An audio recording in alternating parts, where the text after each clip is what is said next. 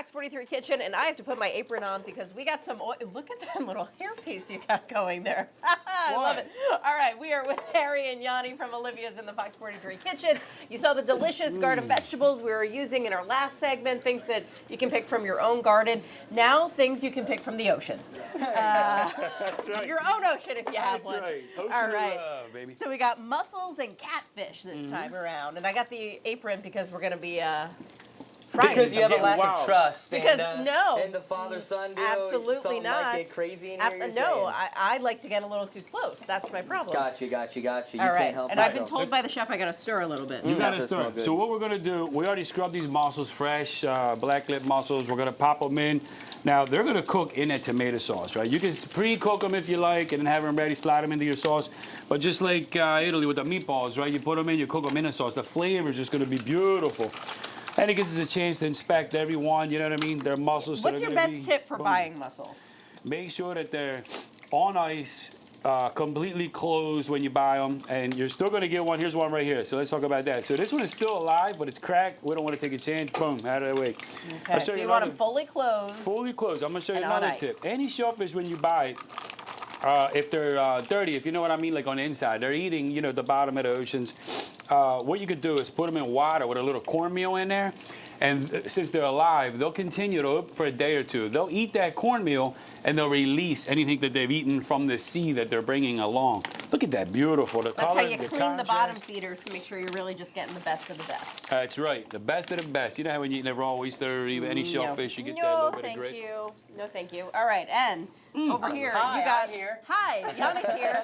And I'm going to stop stirring and leave it to the chef since Okay. we That are... looks fantastic. It does. I did a work, great Jackie. job. Thank you. I do what I can. Thank you. All right, so here's frying that these bad catfish. boys. Talk about having your own ocean. Maybe these guys are swimming around in it. Okay, now I want to talk to you about breading, but before we get to that, I want to talk about simple stuff. There's one thing I've learned so far in being a chef is it's a lot of doing the little things right. So we're gonna go flour, egg, panko, but I want to focus on this flour. It's not just flour. I season this flour with granulated garlic, a little bit of smoked paprika, and a little bit of cumin. All right, but you can get crazy yourself. Do what you like. All right, but season your flour. Do the little things right. My right hand's gonna be for wet. It's gonna be for the fish and for the eggs. My left hand is gonna be strictly for flour and panko breadcrumbs. That way you don't develop mittens on your hands. You know what I mean? Your gloves stay clean. I and dry. never do that right. I never get the left and Right, I go with switch, intentions. Switch, and boom. Now I got Just say, my yeah. hand wet here with fish, and now I'm going to drop it into my panko. I already got one in there, so Daddy, you think I'm good to drop Yeah, him in get the it fryer? in there. And slowly, right, and- everybody? Right, Jackie. Here we go. Real slow. Okay. And boom, and then I'm going to finish this guy And off not with a my dry mess to be hand. made. That's Look right. at that. And that's it. Just one. You want him to cook Yes, sir. evenly. He's yes, going to have his sir. next Finish one it ready. with the panko, and I'll be at the ready once that reaches your internal temp, what it needs to be at. 135, 140 is what you're Look at looking this. for, and boom. Already. Look how fast Already that was. cracking Look open. at that. I like that. Cracking. Yeah, I like it. Delicious. So All we're going to right. add our veggies in there too. So we're going to add some zucchini. We're still working with our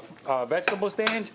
These are broad beans. We cleaned them, trimmed them, cut them, blanched them, okay? Green beans, any kind of beans, do that blanching. You'll get rid of the earthiness when you put it into the final dish. Now this is just going to all cook together. If it gets a little thick, I still got my chicken stock that I was making earlier. I'm going to add that to it just to make it a little bit saucier. Goodness gracious, can you imagine that with that and the rice? And Yanni's got the rice over there. Pop that lid, see how it's looking, Yanni? Oh yeah. Let me get in this there. up. Yeah. Boom, baby, that's what I'm talking about. Okay. Well, we can't give away the surprise of what's under the lid because coming up, we're going to have a little taste test of all this deliciousness. This is going to be a full plate, Danielle. I hope you have an empty stomach. Oh, yes, Jackie, I'm excited. It looks good. I can smell it down the hallway. It's smelling good. I'll be in there in just a couple of minutes.